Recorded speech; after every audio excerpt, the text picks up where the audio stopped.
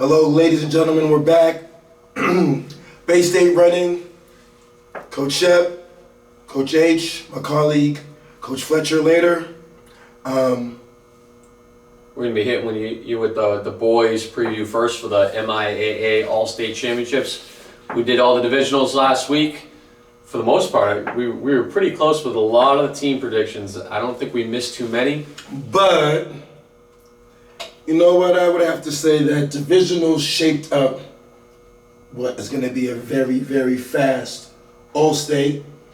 And we're going to start with the boys. Yeah, I mean, we'll go over team predictions later. It was a lot easier to predict the divisional winners than it's going to be to predict the All-State champion. But we're going to go through individual events first, and we're going to start with the 55 hurdles, of course. And maybe I doubted this guy a little bit because I don't think I picked him to win. But Adam Yang is your number one seed from Acton Boxborough with a 7.62. Probably not in reach of the meet record of a 7.36, but he's the class of the field right now. Harry Smith, Old Rochester. We always talk about how Old Rochester always has hurdlers, and he was my pick to win. Alex Pesco, Andover. He's a formidable opponent. Where do you see this shaking out, the 55 hurdles? I guess I'm going to stick with Harry Smith, my guy from Old Rochester, and Adam Yang's probably going to prove me wrong again. Like you said, Coach Shep, it's that time of year. And obviously it's going to be very fast. I want to give a highlight to the underdogs. We have our favorites. I like Adam Yang. We always discuss about Old Rochester. We discuss about how good Andover has been over the course of the years. But can't sleep on the, let's not use the term sleep. Isaiah Powers, Westboro. Jordan Williams. One of the boys from Woburn, George. So, there's several in the running. Yeah, but as far as New England. Those guys ran their PRs. Maybe not George, but those other guys ran their PRs. They're not in the same class as Yang, Smith, and Pasco.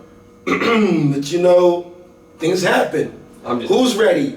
What matters is who'll be ready come Saturday. Yang and Smith and Pasco, they'll be ready. 55-meter dash. This is your guy. You can talk about him first. Well, you know what? Before we talk about Devontae Burnett, I gotta give Michael Blake. That's my guy. That's your guy. Okay, Blake, you know what? Michael Blake from Hudson, 6'4", 7" in the dash. He was coasting not only in the dash, but he came from way unseen. We'll talk about the 300 in a little bit, but this guy's been hiding in Hudson. I believe that's Central Mass. Mm-hmm. If anybody's going to give Burnett a run, it's going to be Blake. Amato, Qualls, John Coet from Oakmont, those guys are all legit. Smith Charles won this last year, so obviously you got to imagine he'll be there too. Qualls finished 6th, Coet finished 5th, so it's going to be a blanket finish. Probably Devontae Burnett leading that blanket, but all these guys are going to be in it, and it's going to come down to who has the best start in my eyes. We might see a state record or meet record. Yeah, 6.34 possible. From Christopher McConnell from Andover. That guy was a beast. There's certainly a possibility we could see a meet record. Burnett dip under, and maybe Blake or Amato. Who knows? They're gonna push. All right, let's get right into the. We'll just go by our sheets. We'll jump into the mile run now. We'll flip flop around a little bit. Ooh. Wow. Obviously, your number one seed and your returning champion is Tristan Shelgren. And he would be the outright favorite in any other world, being the number one seed and the returning favorite. But there's a guy named Ryan Osting from Arlington, sitting back there in 4:21. Mm-hmm. And he just coasted during the Division II meet. Screwed a lot of people's races up by just sitting in the pack. Everyone kind of panicked, and all of a sudden he just glided away from everybody. The move. I think he ran like a 59 last 400 or 60, something like that. So, to me, this isn't cross country anymore. This is a healthy Ryan Osting. Shelgren will be the guy to give him a push, but to me it's all Ryan Osting in this one. So Lowell will be looking for some key points from Gibson and Rivera. Yep. In that mile. Brogan, maybe he gives sub 420 a run for his money, but it's Osting followed by Shelgren. 1-2. So now it's just so hard to look at. Like, what's the difference between second and fourth? 1 second. Don't look at these seed times. And seed times, I understand, but there's a lot of talent here. And this is all states. There's only one guy that has the talent Ryan Osting has. We know that guy. That's Ryan Osting. So. Well, you know what? I'm going to give a shout out to the move will be made. We know that. The reason why I'm going to lean to your prediction is because I felt during cross country when I made the Shogun prediction, Shogun had ran some previous races, first competition. When Ryan ran the, was it 411? 412? 411. 411 New Balance. He led the whole thing. He led the whole thing. And some major kids, like elite kids in the nation, sat on him. I don't think it's the same scenario. I just really feel like, you know what? We already know what 1, 2 can do. But what about 3, 4, and 5? Because that's a tight race. This is actually one of my favorite races. Yeah, but to me, Brogan, Gibson, I think those guys ran just about as fast as they're going to run. Maybe the only guy that I think in that group that has like a really fast mile on him, a 4:17, 4:18 is maybe Arun Buru from Brookline. Let's go, Lucas. But other than that, like to me, a lot of these guys aren't going to run much faster than they did. Maybe some of the D2 guys that were in that slow race for 800 meters, 1200 meters. You know, maybe like a guy, if he does run the mile and he's in the unseeded, Matt Gretorix obviously has a much better mile in him than that. And Rashad Prakash of Burlington, maybe he could get closer to 420 as well. Prakash can roll. There are a lot of good kids. Carlos Rivera's running phenomenal. Michael Griffin, gutsy, took it out in the 8.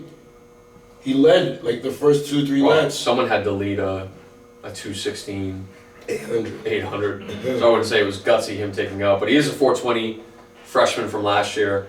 So I mean, let's stop talking about it. It's going to be Osting and Sheldrick. But so we've already spent too much time here.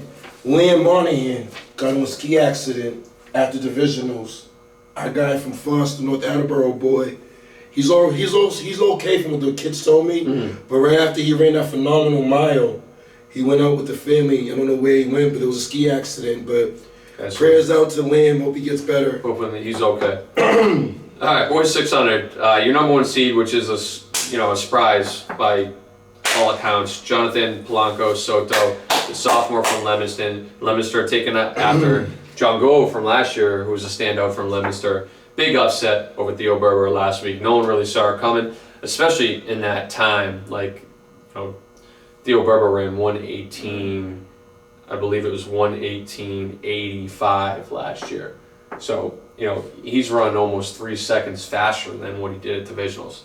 To me, Theo Berber gets back on track. He does not lose this race, and he does it with a sub 120. Not sure it will be 1:18. Not sure it will be near that 1:18.76. But Berber gets back on track and wins this race. Who's after that? Let's see if Polanco Soto can kind of back up what he did. I talked about it in the past. Calvin Perkins was a little sick last week, still got the job done. If he's had a good week and he's healthy, I see Calvin Perkins being there in the end as well. You know what? How about that kid Peter Diebold? Peter ran phenomenal last week. I mean, are you asking me if I think he was going to be in the mix to win it, or are you asking me if I think he's going to run well? He's going to run well. I think he's going to run well. I'm talking about after the Theo, correct. The next group of people. Theo woke up, 120. A guy to keep an eye on will be Mike Shannon. Mansfield's going to be looking for some team points, so if Shannon can win the unseeded second fastest heat and win it fast, who knows what kind of carnage Berba may leave behind if guys go out quick with him. So, but it's Berba, it's Perkins, and maybe the sophomore can go back-to-back weeks of outstanding performances. 1,000. The salute to the defending champ. Yeah. That's my favorite. Thomas Lingard, 2:30.27. He's your returning champion. He seems to just do enough to win, and he makes very calculated moves in